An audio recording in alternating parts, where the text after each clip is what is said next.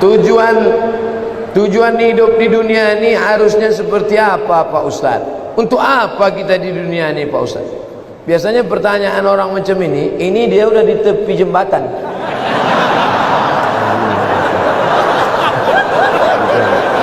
Untuk apa hidup ini? Udah streaming. Untuk apa hidup ini?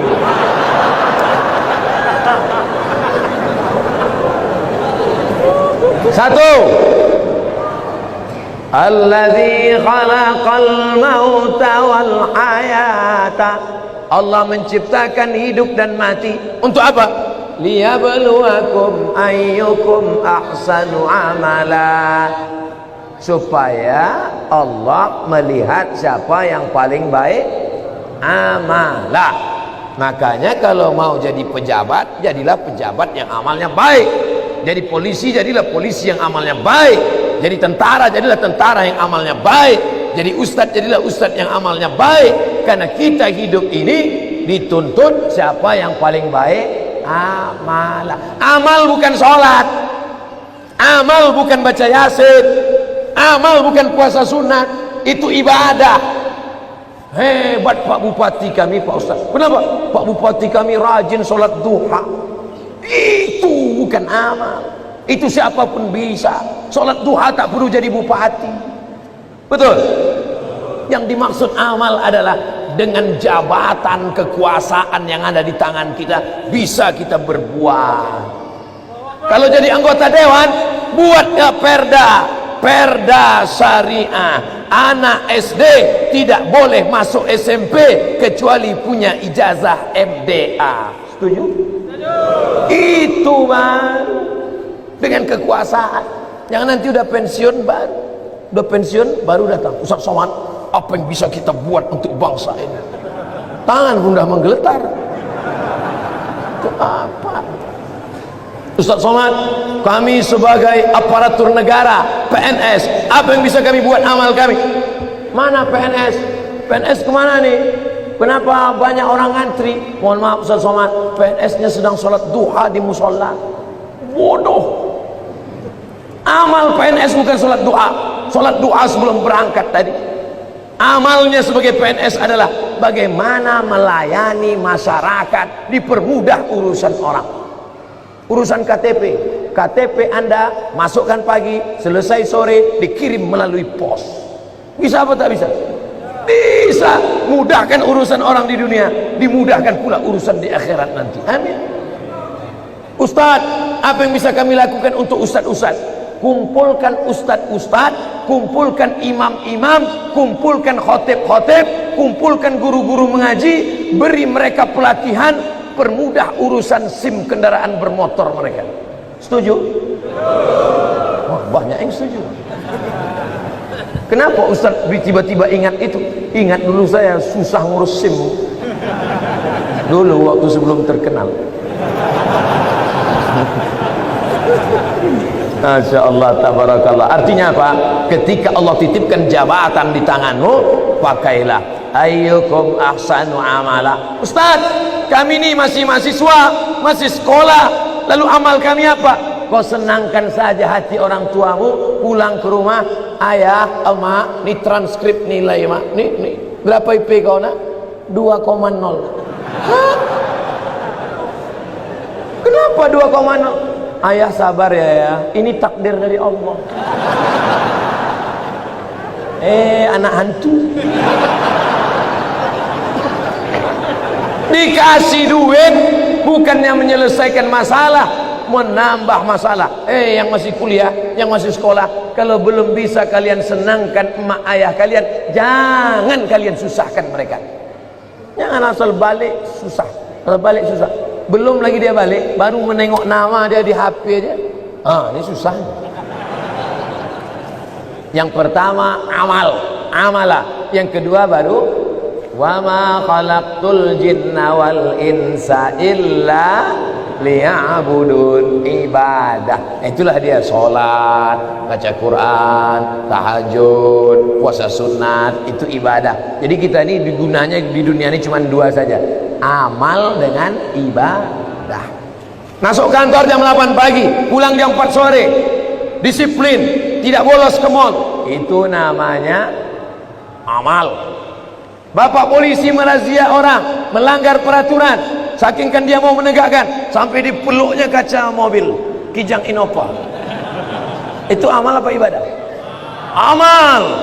Amal itu namanya. Ustaz tahu dari mana? Saya tengok tadi di Instagram. Dua itu saja tujuan kita hidup ini, amal dan ibadah. Perbaiki amal, perbaiki ibadah. Banyak orang ibadahnya bagus, amalnya tak bagus. Banyak orang amalnya bagus, ibadahnya tak bagus. Yang lebih parah, amal tak bagus, ibadah tak bagus. Siapa yang amalnya tak bagus, ibadahnya tak bagus, pergi ke jembatan Barelang. Untuk apa ke situ Pak Ustaz? Nah, jangan kau tanya lagi. Saking tak ada lagi kertas dah. Selamat menikmati.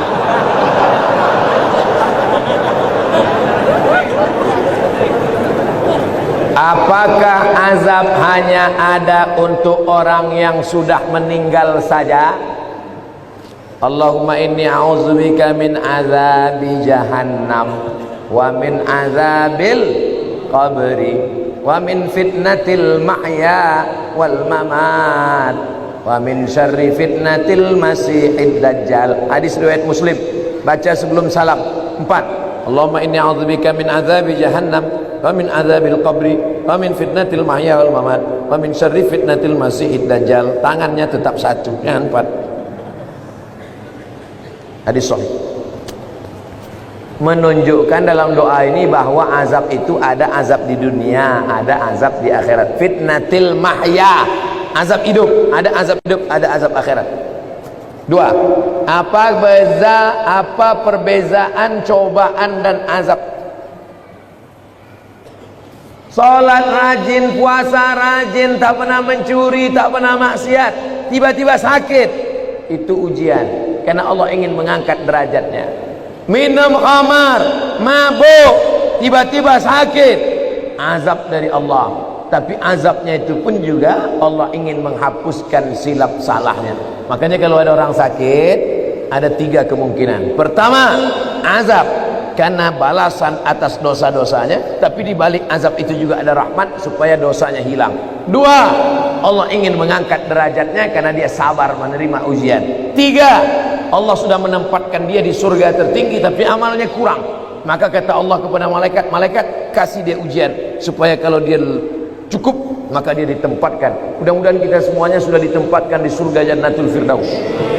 Tinggal lagi menambah amal-amal kita. Ini udah kemarin nama dia di mana nih? Ini di Firdaus ya Allah. Amal dia gimana? Amal dia kurang-kurang sedikit. Nah, buat dia agak demam-demam puyuh 3 hari. Kalau dia sabar masuk. Kalau nanti Bapak Ibu jamaah Tanjung Pinang masuk ke dalam surga, amin. Pas sampai ke dalam surga, tengok kanan kiri tak ada saya. Mana Ustaz Somad? Cari saya di ruang VVIP. Pede kan Ustaz. Orang Islam mesti pede. Yang ngajarkan dia pede Nabi. Man qala la ilaha illallah Muhammadur Rasulullah dakhalal jannah. Siapa yang mengucapkan la ilaha illallah Muhammadur Rasulullah dakhalal jannah, masuk surga. Ini banyak orang, kau gimana masuk surga? Entahlah Pak Ustaz, enggak pasti lah.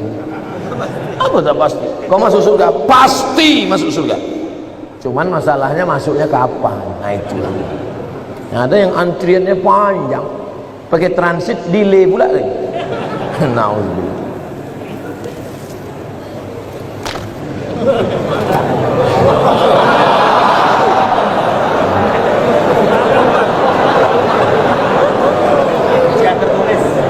Ujian lisan tertulis. Pertama-tama, mau pakai pertama-tama. Izinkan saya mengirimkan Al-Fatihah untuk Ibunda Ustadz Abdul Somad Hajjah Rohana binti Nuruddin. Al-Fatihah. A'udzubillahi minasyaitonirrajim. Bismillahirrahmanirrahim. Alhamdulillahirabbil alamin. Arrahmanirrahim. Maliki yaumiddin. Iyyaka na'budu wa iyyaka nasta'in. Ihdinas siratal mustaqim. Siratal ladzina an'amta 'alaihim ghairil maghdubi 'alaihim waladdallin. Amin. Semoga Allah mengampunkan segala salah dan dosanya. Amin ya Allah. Ketika saya sholat berjamaah, saya berada di shaf kedua. ada makmum di depan saya, sholatnya batal, terus saya maju ngisi sop yang kosong. Apakah yang saya lakukan itu benar, atau sebaiknya makmum yang di sebelah orang yang batal itu yang menggeser? Ada dua cara. Mohon maaf saya belakangi tuan-tuan. Yang jadi patokan imam di tengah. Imam di tengah. Lalu kemudian di mana orang yang batal tadi? Di sini. Kalau orang yang batal tadi di sini, maka sop sini rapat kemari. Kalau yang batal tadi di sini, yang sop sini datang kemari. Karena rapatnya kemari, bukan ke sana. Kalau tuan yang di belakang nengok dia tak bergerak, entah saking khusyuk atau dia takut, maka yang belakang ni maju ke depan. Nampak dia? Tengok beberapa detik tak bergerak, maju ke depan. Nah, nanti baru yang belakang pula maju ke depan. Tak boleh ada sop kosong. Dua cara, samping ni ke tengah atau yang belakang tu ke depan. Bagaimana posisi derajat kedudukan mertua dan orang tua kandung di sisi Allah? Kalau engkau berbakti sama ayahmu, sama emakmu, biasa, karena dia yang mengandung 9 bulan 10 hari, menyusukan 2 tahun. Tapi kalau kau berbakti pada mertuamu, luar biasa. Kenapa? Karena dia memberikan anak gadisnya yang dilahirkannya dengan derai air mata, bersimbah darah, tiba-tiba dikasihnya anaknya kepada engkau hanya dengan mahar sebentuk cincin emas 1 gram, itu pun imitasi. Mau dia mengasihi anak gadisnya, ikhlas dia memberikannya. Ambillah nak. Tiba-tiba setelah anak gadisnya kau ambil seminggu sebulan, balik anak itu dalam keadaan mata biru, KDRT. Oh, di mana otakmu kau letakkan? Oleh sebab itu maka berbakti sama ibu biasa. Aku sayang sama engkau mak, biasa, karena makmu yang menyusukanmu 2 tahun. Tapi kalau kau berbakti sama dia, luar biasa, karena dia memberikan anak gadisnya kepada. Hai ibu-ibu, kasih anak gadis kalian sama yang soleh-soleh di Masjid Tanjung Pinang. Tak ada yang mengaminkan, tak dapatlah kalian.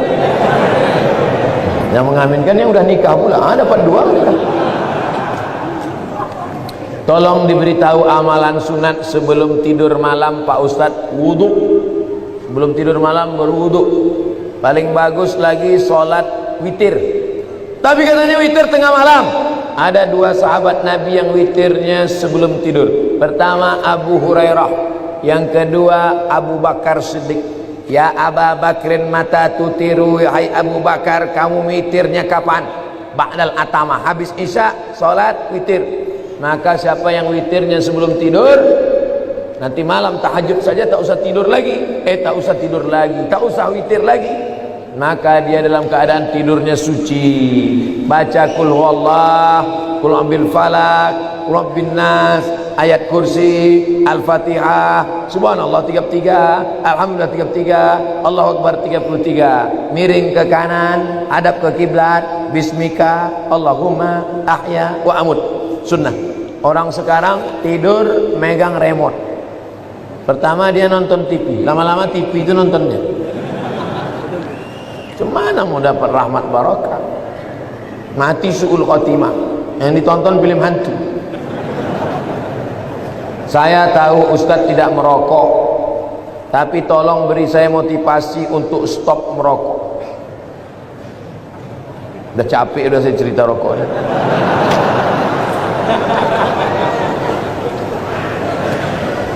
Hai yang merokok-merokok, berhentilah. 1 hari 10.000, 1 bulan 300.000, 1 tahun 3 juta, 1 tahun 3.600.000, sudah bisa beli kambing kurban.